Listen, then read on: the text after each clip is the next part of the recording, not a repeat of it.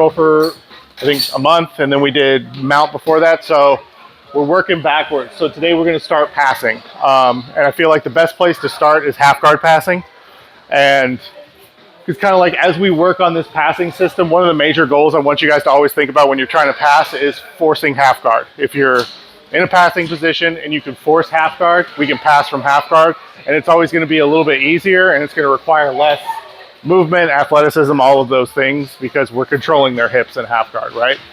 So today we're going to go over half guard passing. Next week we'll probably start HQ passing. So as you,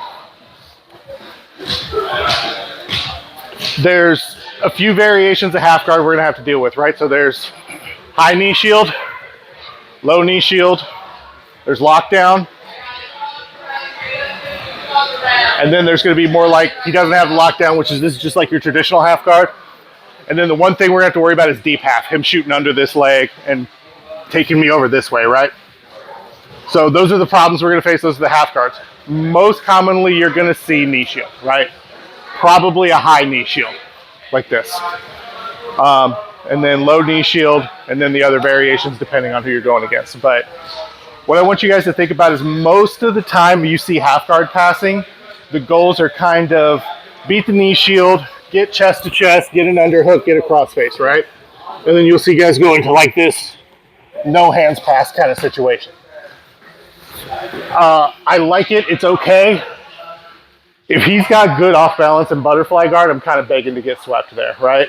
So this is a little bit different of a style. This comes from Hicks and Gracie's lineage, this style of passing. So the first thing I want you to do is we're going to go over the position that you're going to be in, and then we'll go over beating the knee shield and getting into the position. So the position itself, we're just going to call this like a home base position, is if I can get an underhook, great.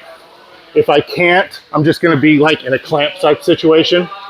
And instead of trying to cross face him, which kind of sends both of our energy this way, I'm going to take this elbow on the other side of his head and I'm going to pull it in. My leg that is not trapped in the guard is going to get as far away from his guard as possible, and I'm going to be on my toes.